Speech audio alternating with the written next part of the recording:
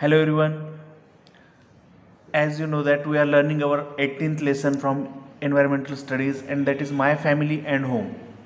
हमारी फैमिली के बारे में हम जानकारी ले रहे थे। उसमें हमने एक्सटेंडेड फैमिली क्या होती है इसके बारे में जानकारी ली है। उसके बाद फैमिली ट्री किस तरह से ड्रॉ किया जाता है वो भी हमने देखा है रिहाना के एग्जाम्पल के थ्रू। और होमवर्क में मैंने आपको किस तरह से फैमिली ट्री बनाना है वो बता के आपको बनाने के लिए भी कहा था।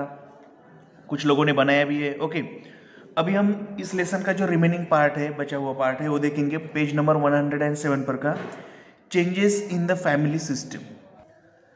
Changes in the family system, देखिए चेंज मतलब क्या, बदलाव। हमारी फैमिली हो, समाज हो, उसमें हमेशा कुछ ना कुछ बदलाव आते हैं।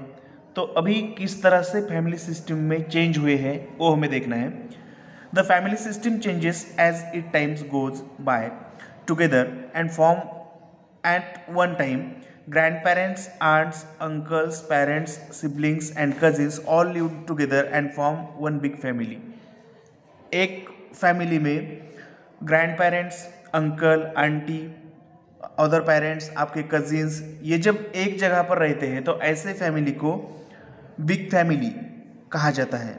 यानी उस घर में कौन कौन होता है, ओनली मदर फादर और उनके सन डॉटर के अलावा ग्रैंडफादर, ग्रैंडमदर, अंकल, आंटी, उनके बच्चे, इनका सबका उसमें समावेश होता है। Okay, this was called a joint family. When members of a family move away because of their jobs or occupations, they start living separately, forming different families. Such smaller families are called nuclear families. अभी इसमें एक दूसरा type बताया हमें कि nuclear family क्या होती है। एक्सटेंडेड फैमिली के बारे में हमने देखा है। और न्यूक्लियर फैमिली मतलब कि जॉब की वजह से, और यानी जॉब होने की वजह से कभी कभी क्या होता है कि इस जॉइंट फैमिली से कुछ लोग दूसरे गांव में जाके रहते हैं, और ऐसे शॉर्ट फैमिली को, स्मॉल फैमिली को न्यूक्लियर फैमिली कहा जाता है। अभी आज हम देख सकते हैं कि बहुत सारी न्यूक्लियर फैमिली छोटे गांव में से भी रहने के लिए शहर में जाती हुई हम देख सकते हैं। The family system has change in this way, और इस तरह से फैमिली सिस्टम अभी चेंज हुई है। अगर हम पहले का देखेंगे तो छोटे गांव में 20-25 लोग एक घर में एक साथ रहते थे, क्योंकि उनका ऑक्यूपेशन फार्मिंग था और एक जगह पर खेती करके वो अपना गुजारा करते थे। लेकिन आज व्यवसाय यानी ऑक्यूपेशन, गवर्नमेंट सर्विस की वजह से एक जगह से दूसरी जगह पर जाना पड़ता है और फैमिली सिस्टम में इस तरह से बदलाव आए हैं। Next page, our household chores. हम घर पे अलग अलग तरह के काम करते हैं। जनरली घर पे जो लेडीज़ होते हैं, मम्मी, आंटी, वो काम किचन में करते हैं, घर की साफ सफाई का काम करते हैं। अब यहाँ पर 2 पिक्चर दिए हैं। Only one person is working, every person in the house is working. यहाँ पर मम्मी अकेली किचन में काम कर रही है, और यहाँ पर एक जेंट्स यानी पप्पा जो है इस लड़के के, वो यहाँ पर सब्जी धोने का काम कर रहे हैं। यहाँ पर दादाजी कुछ तो भी कर रहे हैं, ये लड़की पढ़ रही है, ये जो बच्चा है वो भी किचन में कुछ तो भी हेल्प कर रहा है। मीन्स इसमें से कौन सी फैमिली आपको पसंद रहेगी और कौन सी आइडियल फैमिली है? डेफिनेटली 2 नंबर की, क्योंकि घर में जो काम होते हैं वो कोई अगर एक व्यक्ति करने लगा तो उस काम का उस व्यक्ति पर बर्डन होगा, उसका बोझा एक व्यक्ति को लगेगा। लेकिन अलग अलग काम अलग अलग व्यक्ति अगर करने लगे तो उतनी ही हेल्प होगी और काम आसान होगा। तो हमें भी, जो छोटे बच्चे हैं उनको भी मम्मी के साथ कुछ वर्क शेयर करना चाहिए, मम्मी का कुछ वर्क उन्होंने शेयर करना चाहिए, ताकि उतनी ही मम्मी को हेल्प मिले। Prepare a list of chores that are done in your house. आपके घर में कौन से काम किए जाते हैं उसकी लिस्ट बनाओ।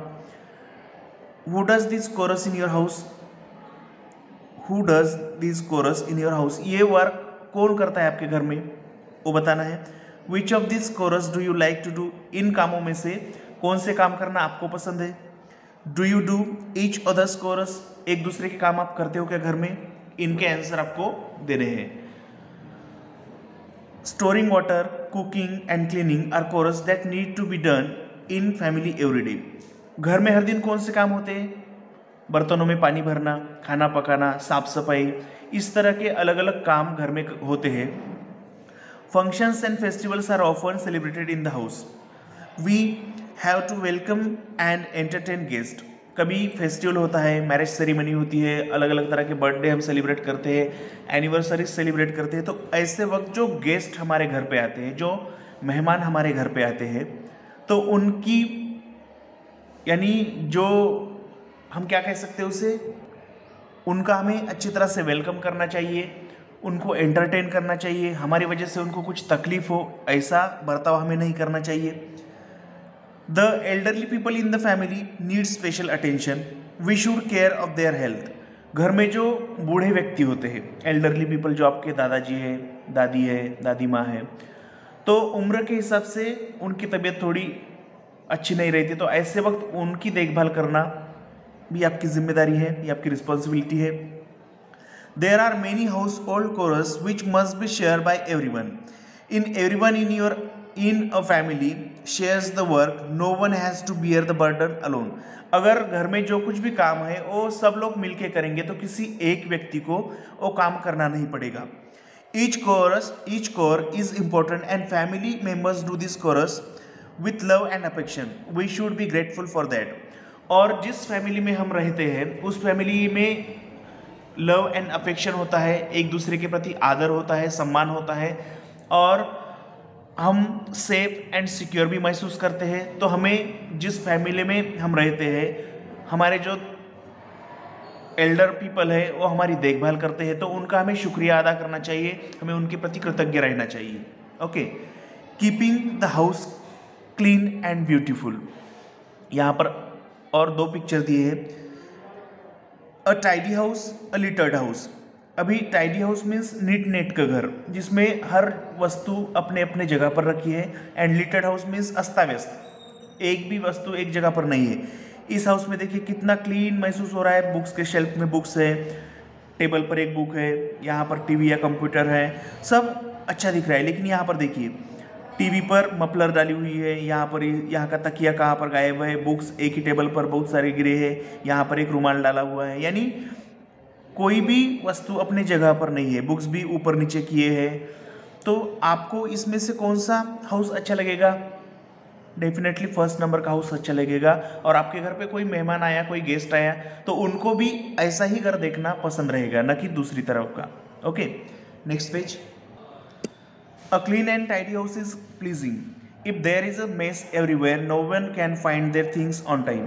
अगर आपके घर में कोई चीज़ कहाँ पर भी रखी जाती होगी, तो किसी भी व्यक्ति को अपनी वस्तु अपने जगह पर नहीं मिलेगी, आपको बार बार उसको देखना पड़ेगा। Keeping the house clean and tidy is the responsibility of every person in the family.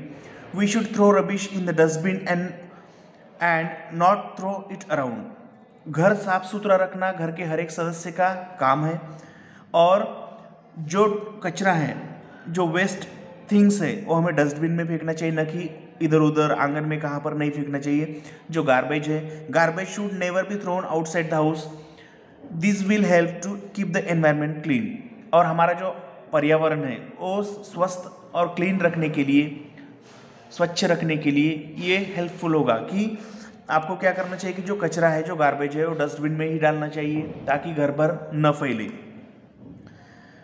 Always remember, आपको याद रखना है, wet and dry garbage should be separated and put into separate bins.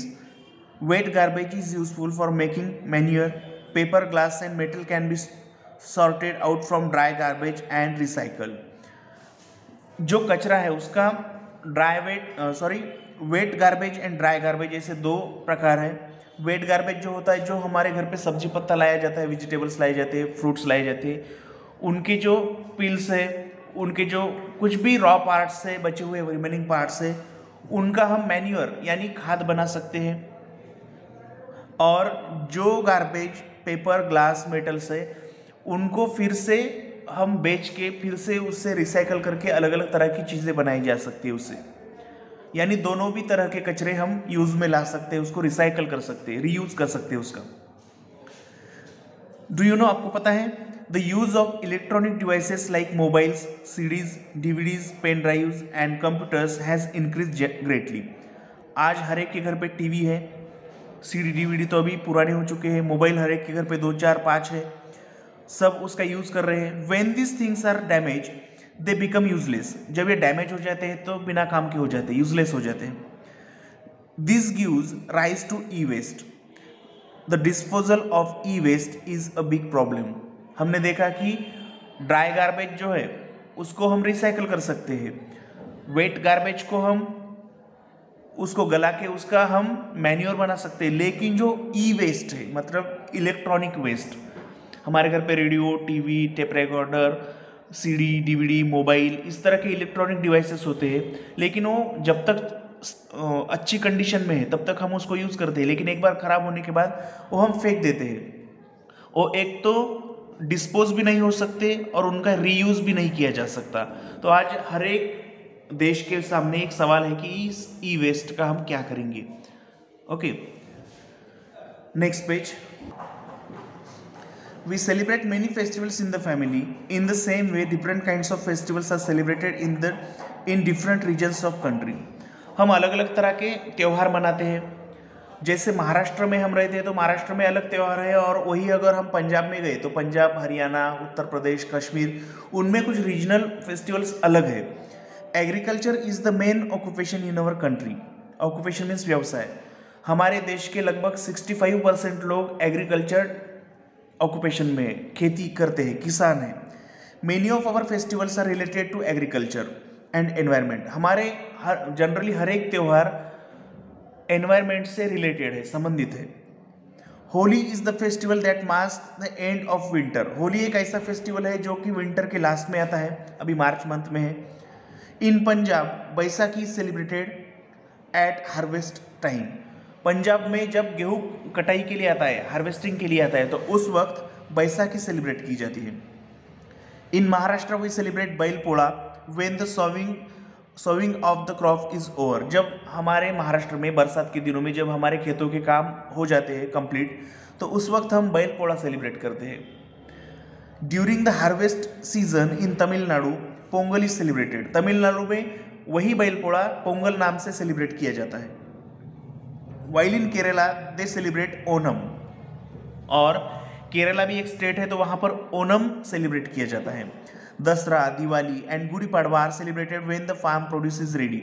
और खेत में के जो क्रॉप्स है वो रेडी हो जाते हैं, ऐसे वक्त दसरा, दिवाली गुड़ी पड़वा सेलिब्रेट किया जाता है।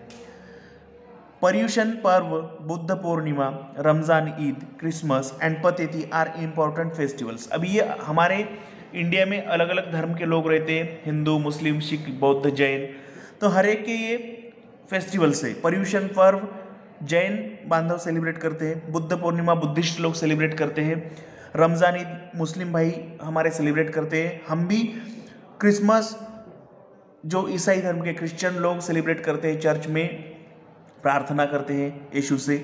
एंड पतेती ये पारसी लोगों का त्यौहार है। तो ये अलग अलग धर्म के अलग अलग त्यौहार है, लेकिन हमारे देश में हम सभी त्यौहार अपने समझ के हम सेलिब्रेट करते हैं और घर में मिठाई वगैरह बनाते हैं, स्वीट बांटते हैं। Okay, whatever the festivals all Indians take part in them happily and wish one another well. चाहे दिवाली हो, दशहरा हो, ईद हो, क्रिसमस हो, बुद्ध पूर्णिमा हो, हम सब हमारे घर पे सेलिब्रेट करते हैं और हमारे भाइयों को, हमारे जो दूसरे धर्म के लोग हैं, भाई है, बंधु है, तो उनको भी हम हमारे घर पे दिवाली के फराल के लिए यानी नाश्ते के लिए बुलाते हैं। तो ये सब हम चाहे किसी भी धर्म के हो, लेकिन हम ये जो फेस्टिवल्स है हम सब मिलजुल के सेलिब्रेट करते हैं और करने भी चाहिए। Independence Day and Republic Day are our national festivals. All citizens celebrate them. India gained independence from the British on 15th August 1947. Bharat को 1947 को 15 अगस्त 1947 को स्वतंत्रता मिली।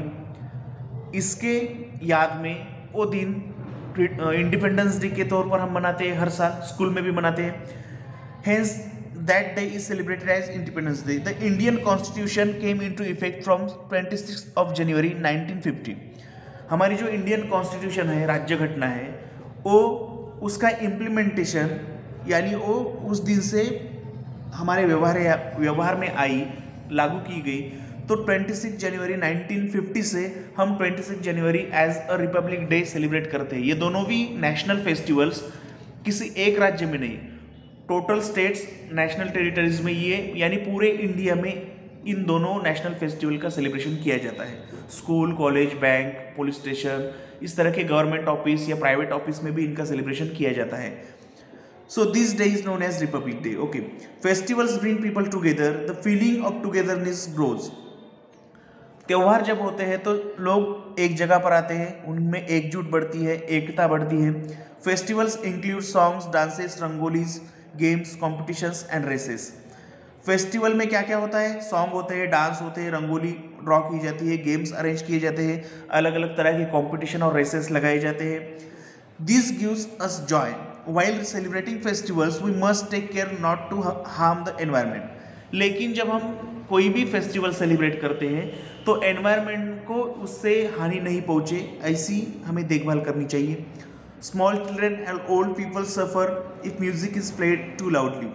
Loud noises cause noise pollution.